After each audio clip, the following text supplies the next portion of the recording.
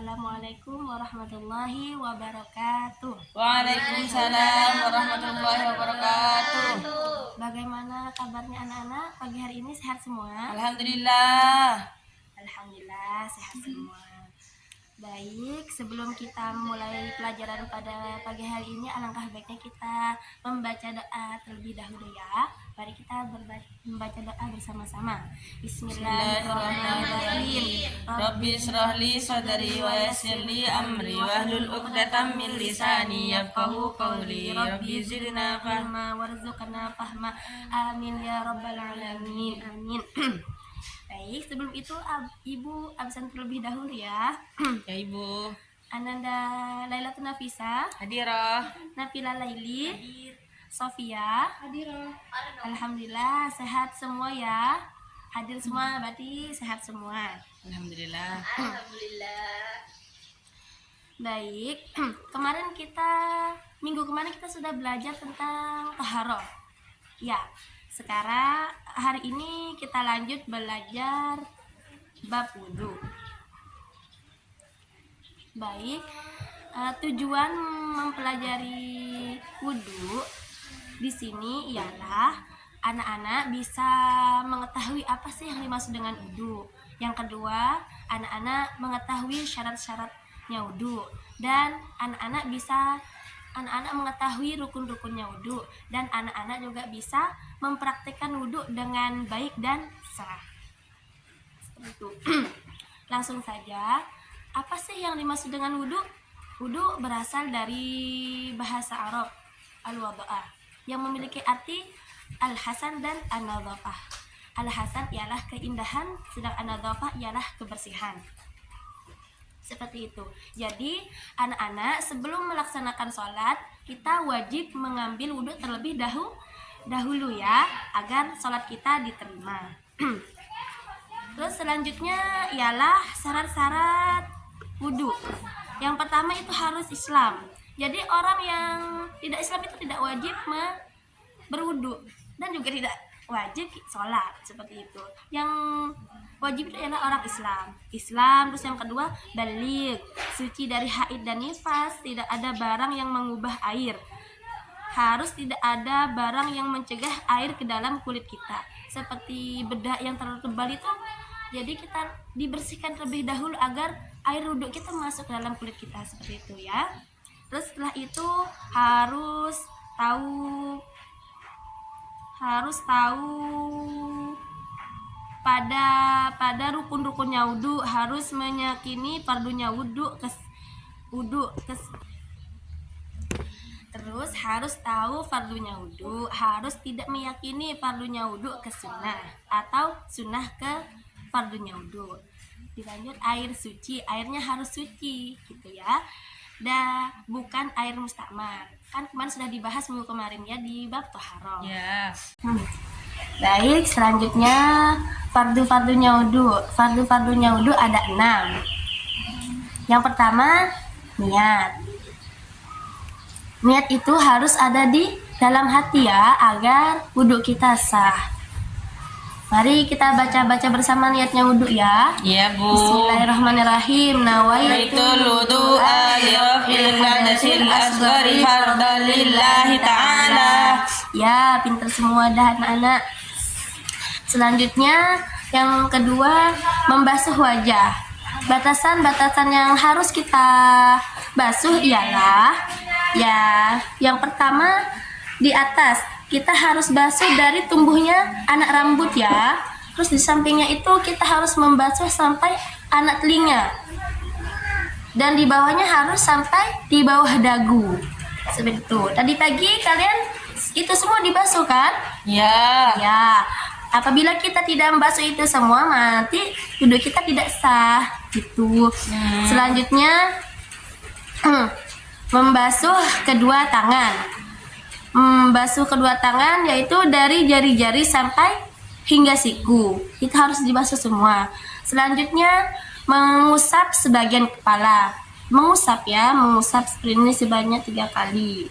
Terus selanjutnya membasuh kaki. membasuh kaki dari ujung kaki sampai mata kaki. Tadi pagi sampai mata kaki kan dicuci kakinya? Ya. Ya, bagus. Yang keenam, tertib. Apa sih yang maksud dengan tertib? Tertib itu harus berurutan. Jangan di dipisahkan, jangan diloncat-loncat. Dari niat langsung kita membasuh. Jadi yang keenam itu harus tertib, harus berurutan. Jadi jangan loncat-loncat ya. Setelah habis wudhu kita harus langsung membasuh tangan. Jangan, itu tidak sah wudhunya. Harus berurutan. Habis niat cuci wajah, lalu cuci tangan, terus mengusap bagian kepala, baru membasuh kaki. Jadi harus berurutan agar wudhu kita sah. Baik, selanjutnya hal-hal yang membatalkan wudhu. Hal-hal yang membatalkan wudhu itu ada 5. Yang pertama, sesuatu yang keluar dari kubul dan dubur. Jadi segala sesuatu yang keluar dari kubul dan dubur selain mani itu membatalkan wudhu kita. Seperti itu. Yang kedua, tidur. Ketika kita sudah wudhu nih, baru tidur. Jadi wudhu kita tuh batal. Kita mau melaksanakan sholat harus wudhu lagi. Misalkan nih, anak-anak bangun tahajud. Terus setelah sholat tahajud menunggu subuh itu ketiduran. Kalau tidur terlelap itu harus wudhu terlebih dahulu sebelum melaksanakan sholat subuh ya. Jangan langsung sholat subuh nanti nggak sah sholatnya. Ya. Selanjutnya hilangnya akal. Hilangnya akal seperti mabuk-mabukan, gila, itu bisa membatalkan wudhu. Selanjutnya menyentuh kemaluan dengan telapak tangan. Menyentuh kemaluan itu seperti, walaupun menyentuh kemaluannya adik nih, sepertinya punya adik kecil nih ya, anak-anak punya adik kecil, habis wudhu tiba-tiba megang kemaluan adiknya itu membatalkan wudhu ya. Jadi harus wudhu terlebih dahulu sebelum melaksanakan sholat. Yang kelima, menyentuh kulit lawan jenis yang bukan mahramnya. Misalkan nih, anak-anak punya teman, misalkan Mbak Fisha nih punya teman laki-laki, Punya banyak. itu mau sholat duhur, setelah wudhu megang temennya yang sudah balik, itu batal wudhunya ya. Jangan melaksanakan sholat duhur dulu karena sudah batal wudhunya, karena menyentuh bukan mahramnya. Ya. Seperti itu. Jadi hal-hal yang membatalkan wudhu itu ada 5. Baik, selanjutnya sunnah-sunnahnya wudhu itu banyak sekali ya. Mungkin ibu menyebutkan hanya berapa saja, seperti membaca basmalah, berkumur-kumur, dan juga membasuh telinga. Membasuh telinga itu juga sunnah ya, bukan fardunya wudhu. Seperti itu. Baik, karena materi sudah ibu jelaskan semua, mungkin di sini anak-anak ada yang ingin bertanya, mungkin ada yang belum dipahami yang sudah ibu jelaskan dari tadi. Saya Ibu. Ya, apa Mbak Fisha? Kan katanya tadi kalau menyentuh yang lawan jenis, kalau bukan mahram itu bisa membatalkan. Kan kalau menyentuh. Kalau disentuh Ibu. Iya, sama juga.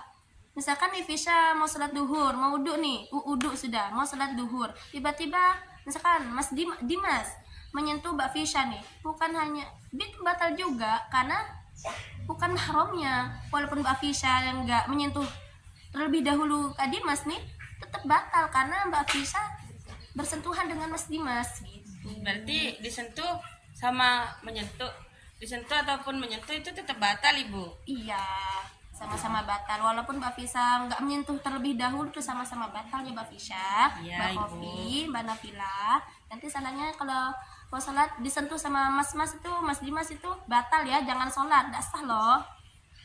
Ya. Iya. Sudah nih, gak ada yang bertanya? Sudah.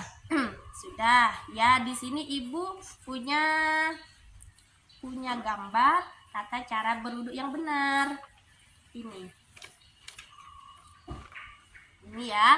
Tadi Ibu sudah printin agar anak-anak lebih paham lagi dalam memahami tata cara berwudhu yang benar dan sah. Ini ya. Yang pertama itu mencuci, yang tadi sudah disebutkan sunnah-sunnahnya seperti membasuh tangan, gitu. Terus habis itu berkumur-kumur dan juga membaca ta'awud itu adalah sunnah-sunnah wudhu. Di sini kan rukunnya wudhu kan sudah jelaskan ada 6 ya. Yang Ya. pertama membaca nih, baca Niat. niat. Terus yang kedua membasuh Wajah, wajah. Yang kedua membasuh tangan, sampai siku ya, Siku-siku. jangan lupa. Kalau enggak sampai siku-siku nanti enggak sah Sah. wudhunya ya. Terus yang selanjutnya membasuh sebagian kepala, Kepala. sebagian saja, enggak harus semuanya. Terus yang selanjutnya membasuh kaki dari ujung kaki sampai mata kaki dan terakhir ialah tertib. tertib, Apa dia tertib tadi sudah dijelaskan? berurut-urut, Berurut-urut. Jadi tidak boleh loncat-loncat ya. Harus berurutan. Ya, yang tadi sudah Ibu jelaskan seperti itu ya. Baik, nanti sholat duhurnya jangan lupa ya. ya Ibu. Ya. Baik, mungkin hanya ini yang bisa Ibu sampaikan. Semoga bermanfaat ya. Amin. Semoga rajin sholatnya, jangan lupa Amin. wudhu. Amin. Oh, oke, sebelum itu mari kita membaca surah Al-Asr 1 kali. Ya, bersama-sama. Bismillahirrahmanirrahim. Wal asri innal insana lafi khusrin illal ladzina amanu wa amilus solihati wa tawasaw bil haqqi wa tawasaw bis sabr. Baik, kurang lebihnya Ibu mohon maaf. Assalamualaikum warahmatullahi wabarakatuh. Waalaikumsalam warahmatullahi wabarakatuh.